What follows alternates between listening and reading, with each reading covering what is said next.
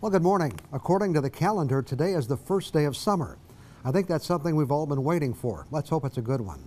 Creating jobs in Upper Michigan is a major challenge.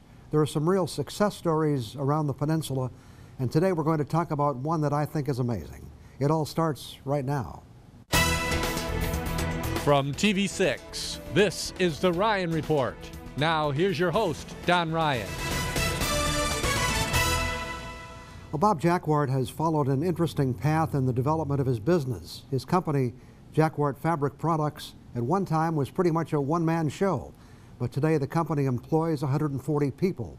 He produces a number of products, including the legendary Stormy Kromer line. We're going to talk with him about the path that brought Jacquard Fabric Products to the place it is today, and get to know more about the man who made it happen. Bob, nice to see you again. Good morning, Don. Nice to see you. Thanks for inviting me here. You know, we've talked about the history somewhat before, but I want to bring a little of it back too. I think it's important for this reason. I think you've created a very successful company in Ironwood, employ a lot of people, distribute products nationally, internationally, but it all started in your dad's basement?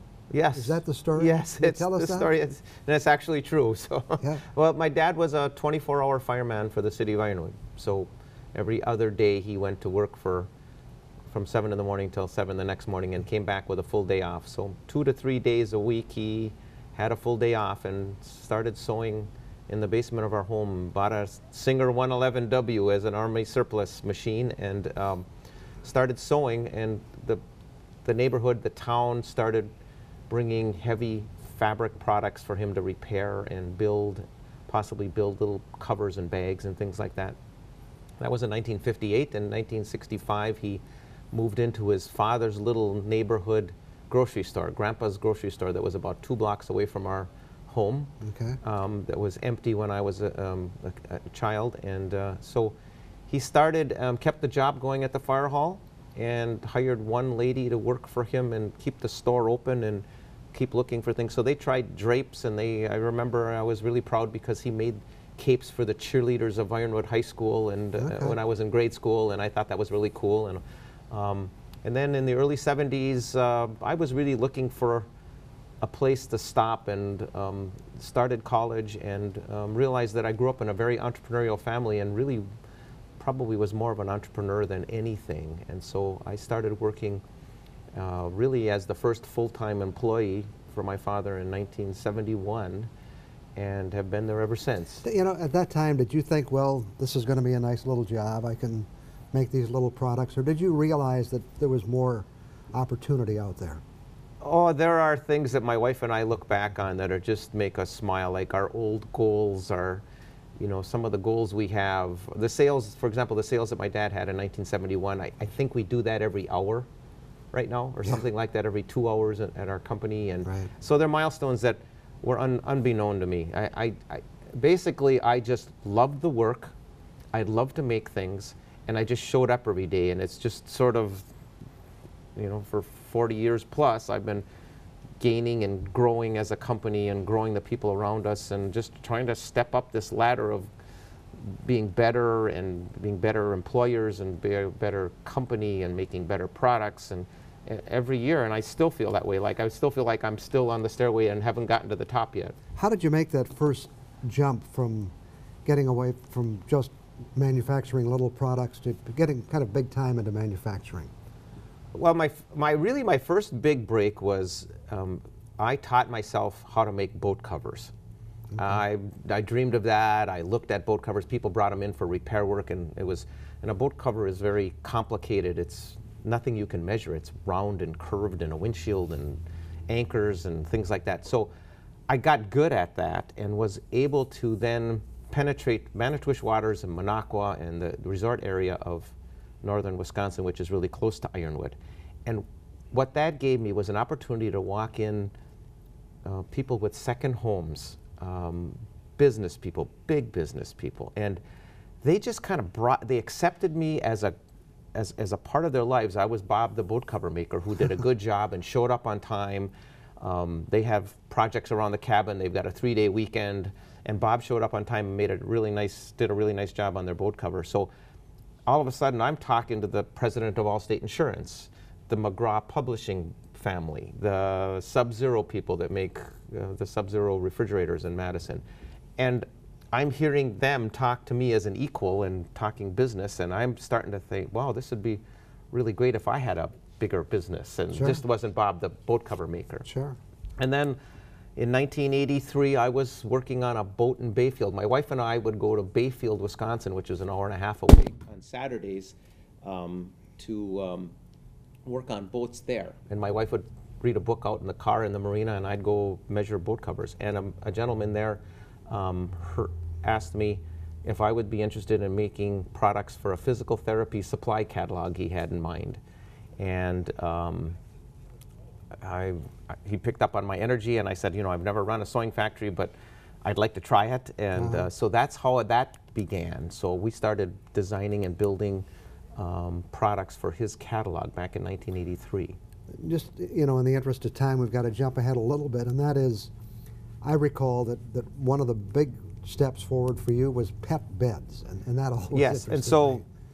the early 90s, I became a pet bed manufacturer and grew while that business just took a very big launch in the 90s, and it was called the emergence of the pet parent, and we started making dog beds by like crazy, and it became a big part of our business. And then by the beginning of the century, I had a little too much balance actually in the pet industry, in a couple of customers, and so people like my bankers were telling me I need to even diversify because I was a little strong with some people, and that's why I was open-minded when Stormy Kromer came along in 2001. Okay, and we'll talk about that in just a minute. But before we get off the pet beds, how many pet beds were you making? And this is not just a few pet beds. Yeah, on average, probably building somewhere around 800 a day back then. 800 a day. Yeah. And that's every day. Yeah, For a lot of days. and in the thousands in the fall, and the way we made that work was that we were able to fulfill orders for mail order catalogs and internet sites. So they didn't have to stock these big bulky products. Right. We built them and stuffed them and then stuffed them into a box and shipped it right to Don Ryan and Marquette or wherever you live, and fulfilled their order and put their return address on it, and so that was a niche that we were able to find because dog beds take up so much space at their warehouse. Okay, you mentioned Stormy Kromer. It's a fascinating story. I want to talk about it. We're going to take a break. We'll be back with more with Bob Jacquard after we take this break. These are those moments.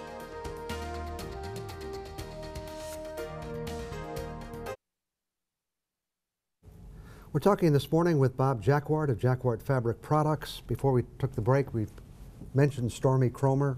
I think most people know what Stormy Kromer is, but for those who don't, who was Stormy Kromer? Oh, who was Stormy Kromer? A railroad engineer who worked for the Chicago Northwestern Railroad and loved baseball, and found that there were times when he needed a hat with ear flaps and a brim, and there was nothing actually made back then that had a brim to shade the sun and ear flaps to keep your ears warm. So he asked his wife Ida to put ear flaps on a baseball hat. And there's a whole history. We could spend 20 minutes just talking about Stormy Kromer. But that's basically who he was. He wore the hat the next day to the railroad yard, and someone asked him for one just like it. And he went home, and his wife made a dozen, and he sold a dozen, and branched off from the railroad into the Kromer Cap Company. And it eventually went out of business. And you brought it back to life? Is that, yes, and so I'm the third owner of Stormy Kromer. So Stormy sold it in 1964 to a guy named Dick Grossman, and then in 2001, Dick was making two product lines, basically, and he decided to quit making the winter hat, which we call the Stormy Kromer hat now, because the only market he had for that hat was the Upper Peninsula in northern Wisconsin.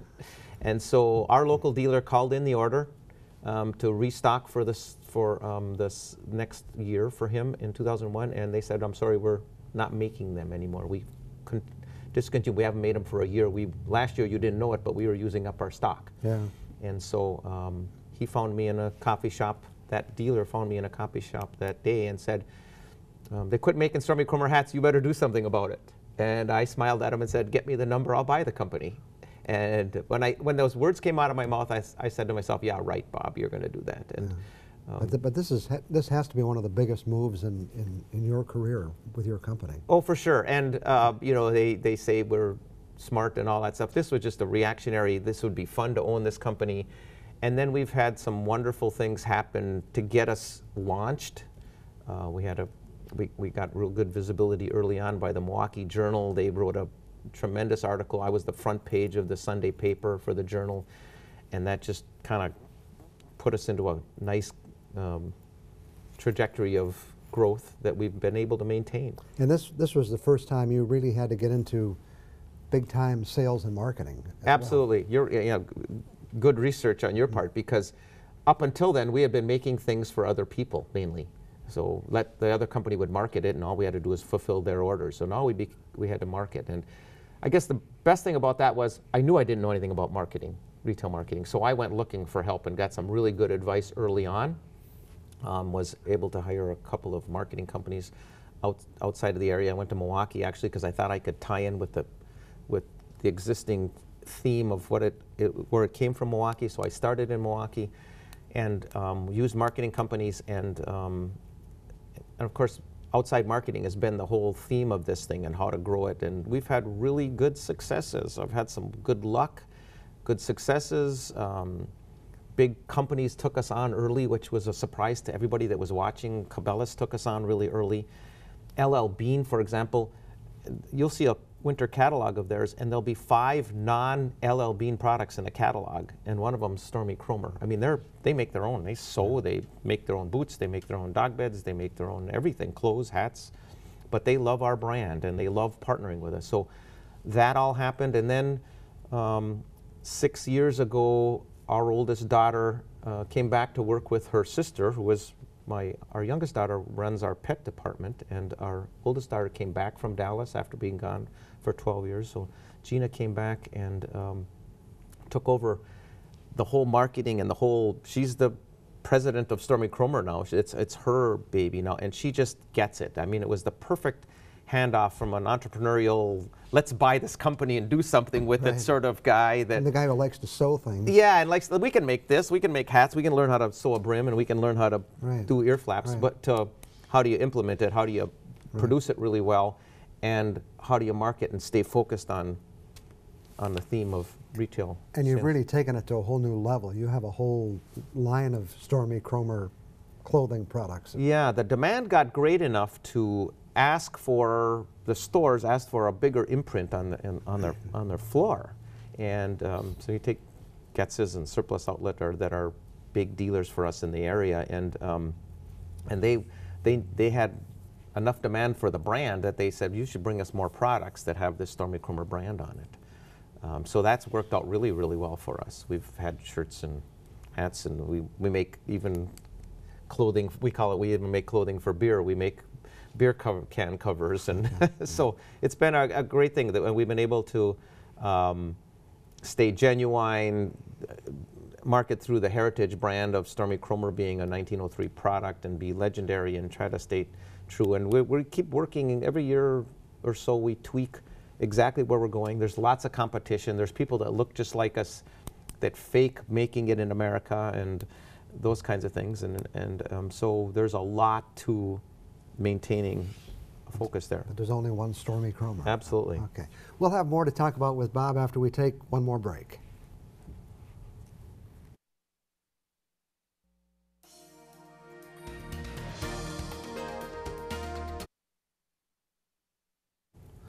Once again this morning our guest is Bob Jacquard. You've gone from a company that was making bank deposit bags in your father's basement to one which now sells products internationally.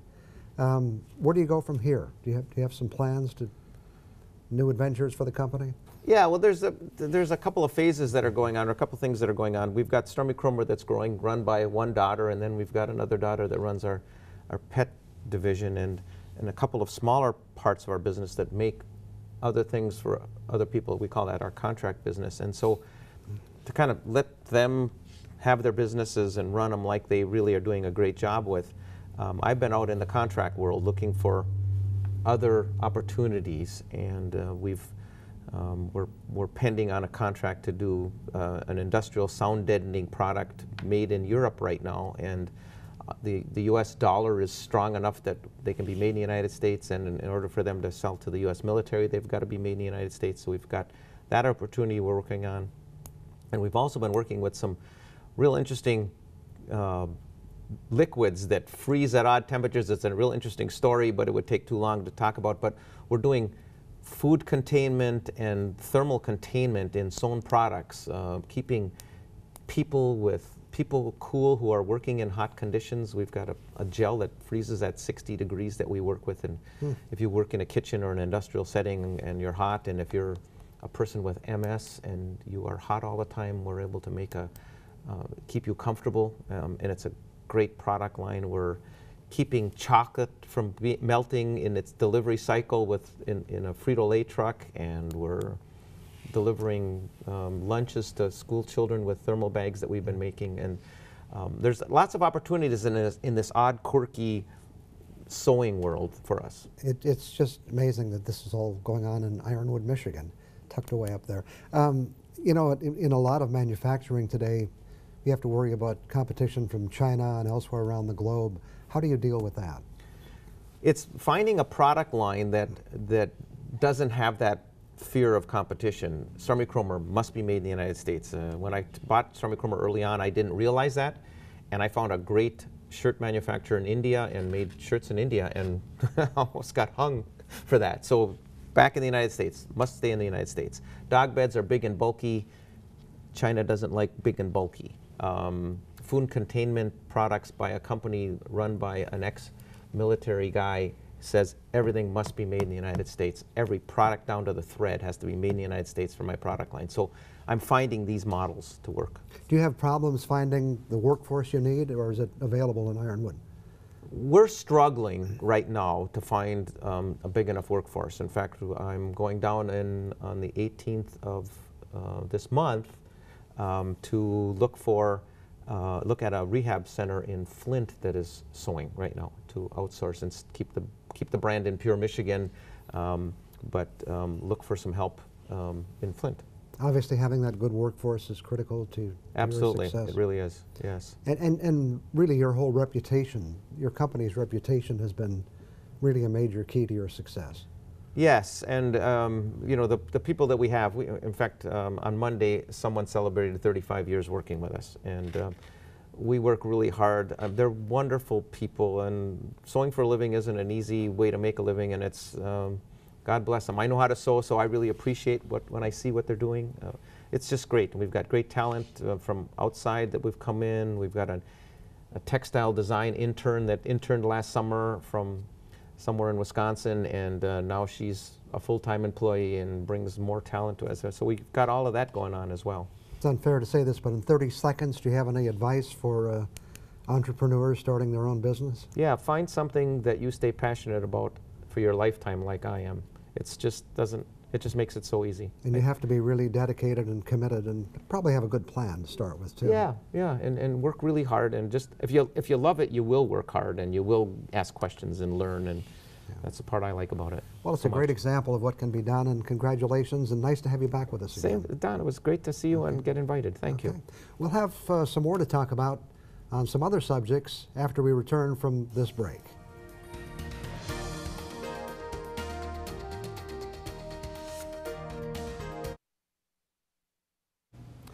You know, as technology advances, it's usually a good thing, but sometimes I think we take it a little too far.